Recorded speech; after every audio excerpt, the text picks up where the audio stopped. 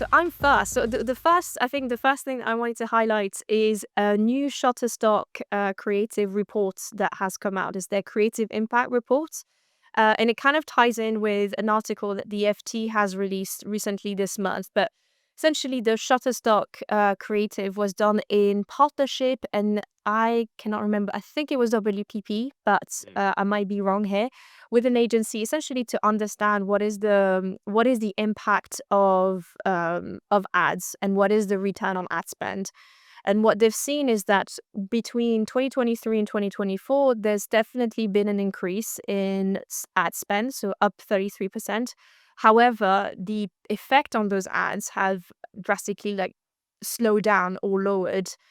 So the effect on these ads purchases, actually, the intent has rose only by 70%. So that's a 12% impact gap compared to last year, Mm. which I thought was really interesting. And I know you and I speak a lot about AI and, how that is going to impact I guess, the ad content or the creative content that we see. And this is something that is mentioned in this report where sadly a lot of brands are struggling to cut through the noise because there's so much content that is being popped.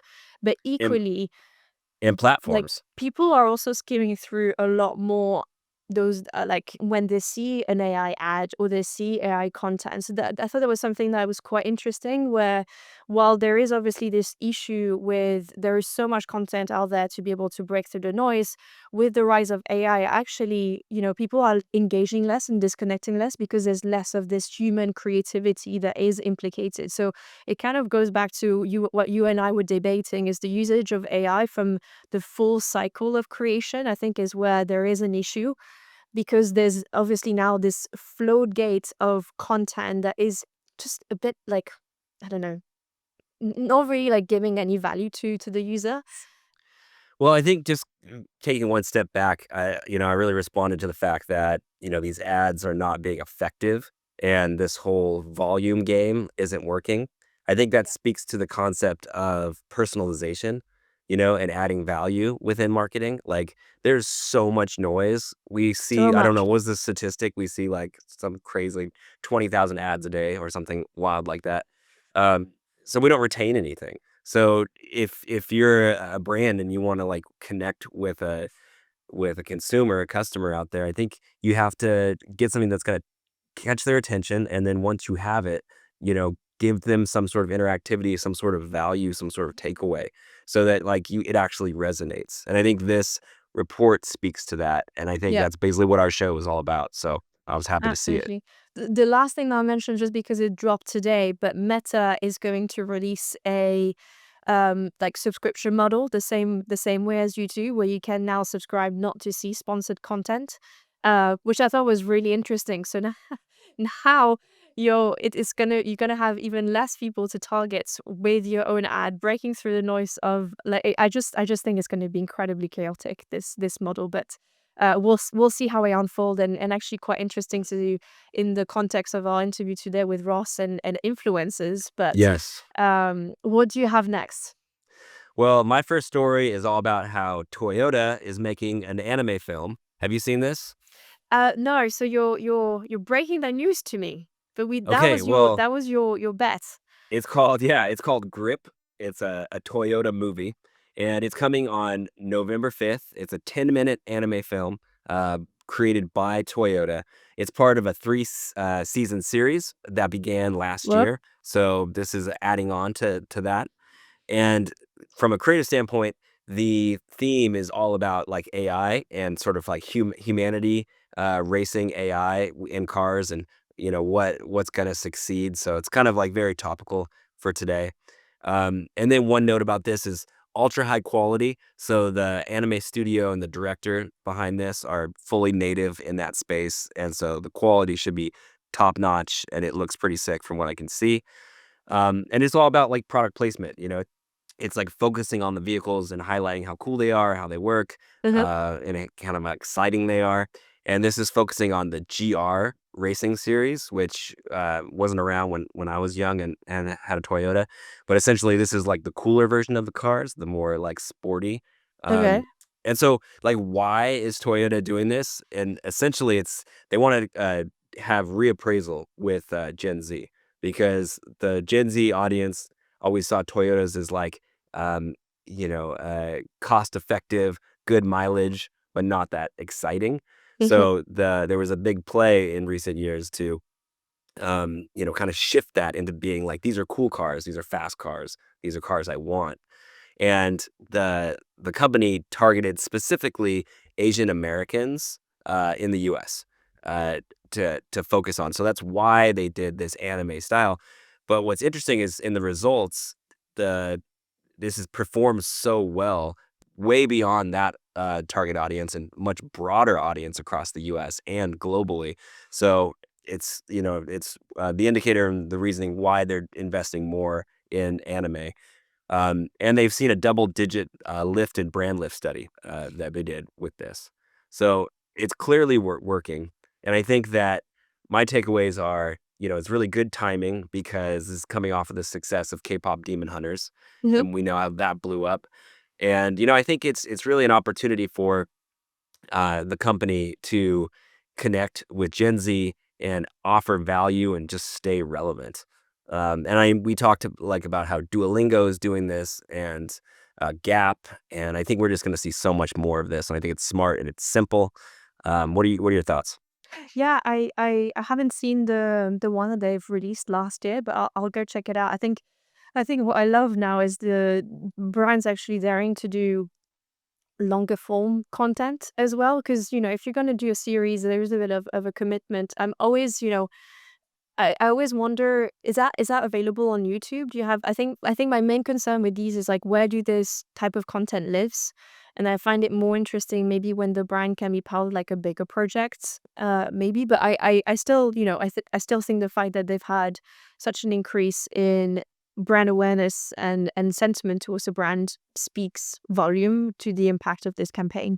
All right. Well, I'm very curious about your next story because Web3 has like not been top of mind for me for quite a while. No, I So mean, it hasn't go. been top of mind for us since I would say like maybe 22, 23. So, Bored Ape, sorry, Yacht Club is making a comeback, or at least just, um, Well, first off, Alban, how many board apes do you own? none. I think, you know, like first of all, like I didn't have the budget to be honest to invest in any of them. They were so expensive back No then. doubt. And I was checking on OpenSea, and they're still obviously nowhere near the value that they were previously, but they're still not cheap. And specifically with the existing economy of the ape coins, etc. But anyway, not the topic of today, but it is. I think if everyone thinks of Web3 and NFTs, I feel like the Bored Ape, the monkeys that they had, is kind of symbolic of that, and they kind of picked it up.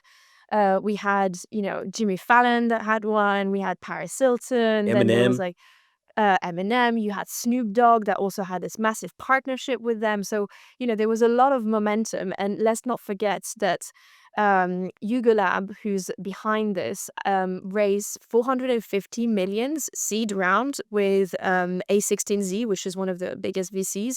So this is a really big, they raise a lot of funds to be able to create this virtual world metaverse. That was the kind of the vision that they had.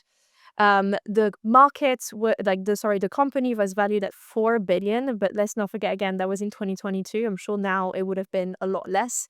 But what is interesting is that in November, the open world platform is now launching. So there was a lot of tease. This is called the Otherside. So there was a lot of tease around this. Yeah.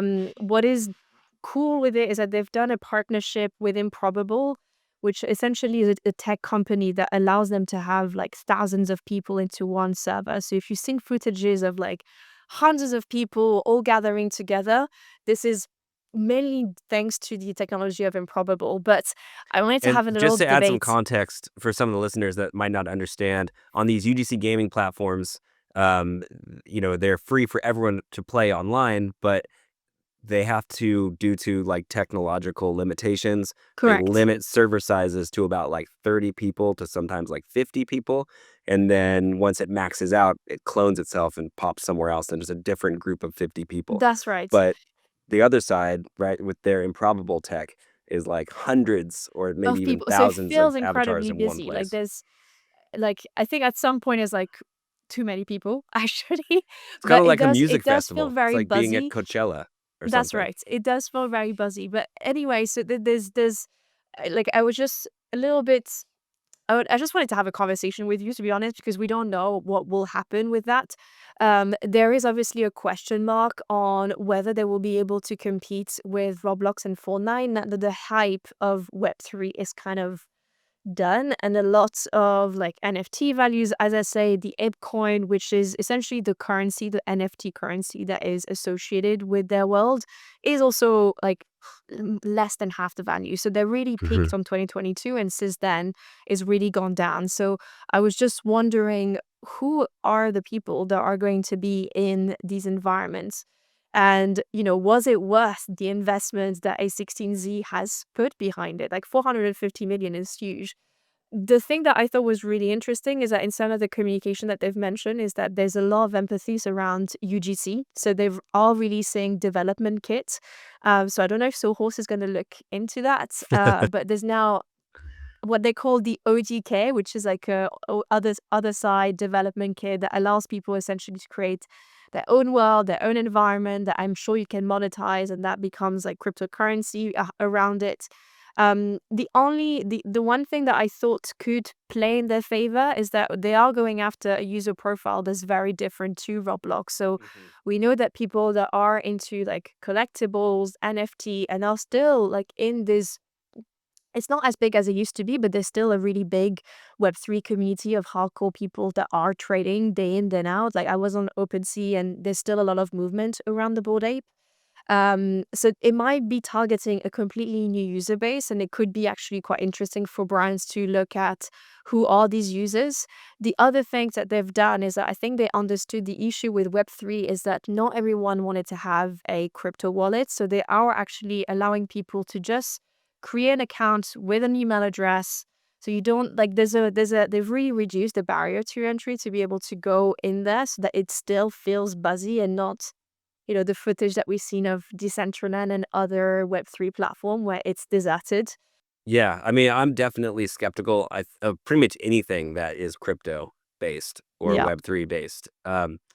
But if they've got enough funds to continue to grow it, maybe there's a chance. I think that with any of these UGC platforms, you need a healthy organic community of builders that's right. that want to be there, they want to build, they want to play. So, like, the question will be, do those people even exist? I don't know.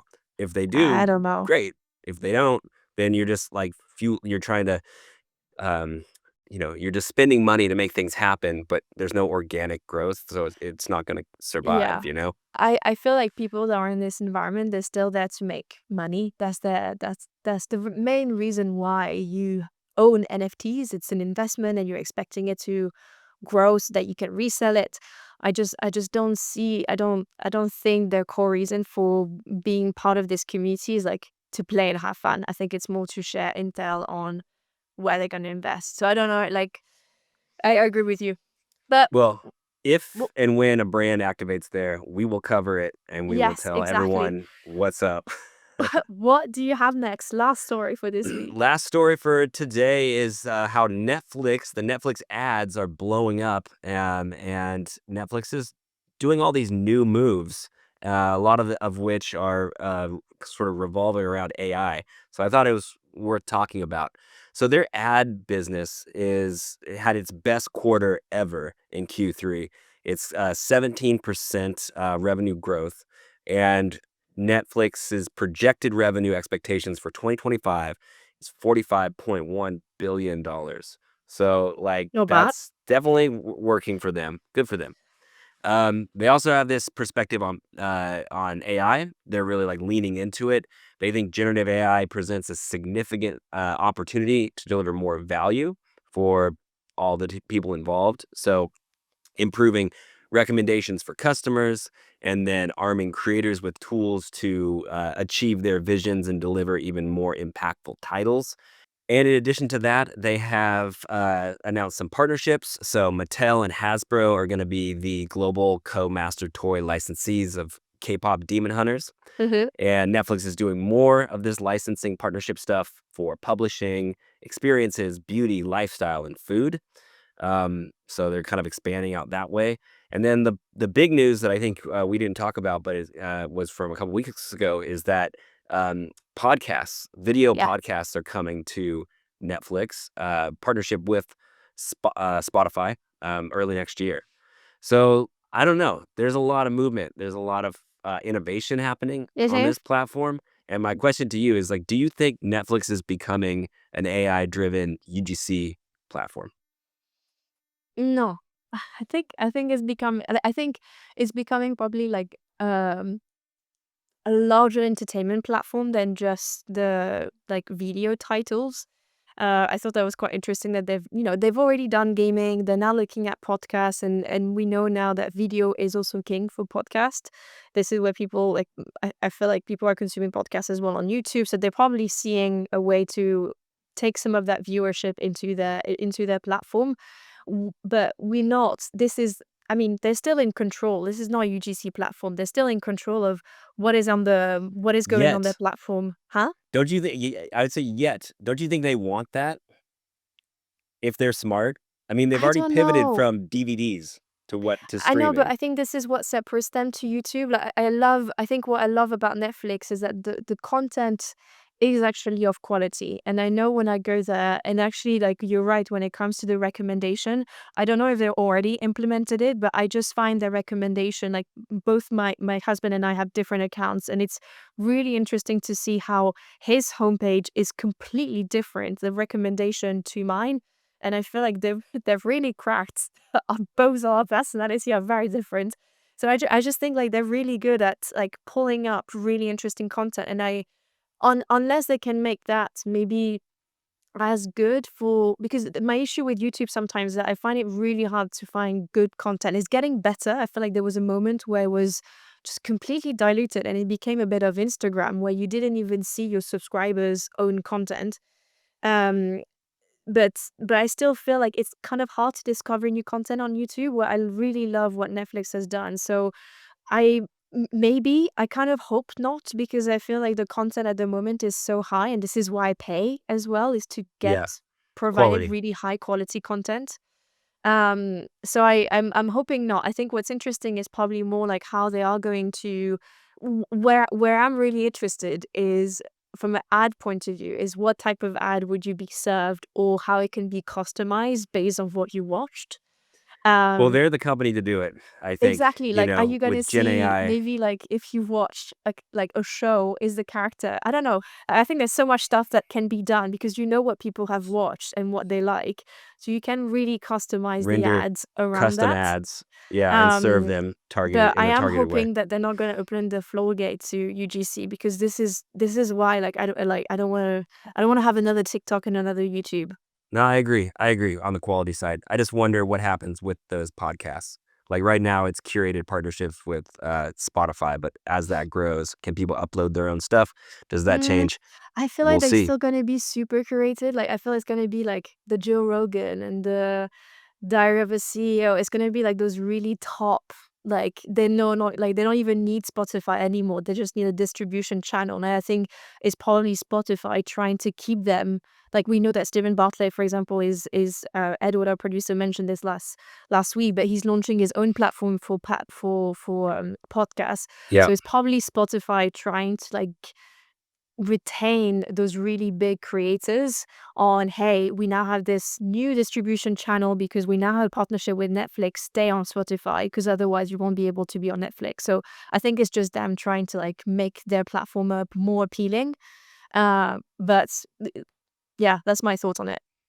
Well, let's see. We'll keep an eye on it. But Yeah. let's keep moving. We got to move on to our real time review, where I'm going to be checking out the Dallas Cowboy activation on Fortnite. So Let's go. let's go.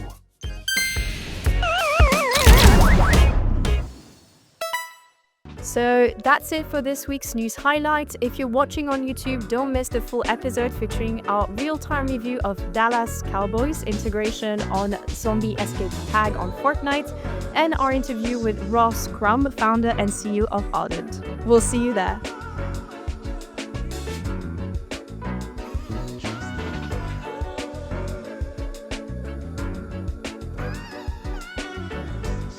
views, thoughts, and opinions expressed in this podcast are solely those of the host and guests and do not necessarily reflect the views, policies, or positions of host employers. The information shared during this podcast is based on personal experience and publicly available information and is intended for informational purposes only. Any references to specific platforms, companies, or partnerships are made in a personal capacity and do not imply endorsement, partnership, or official association with any organization.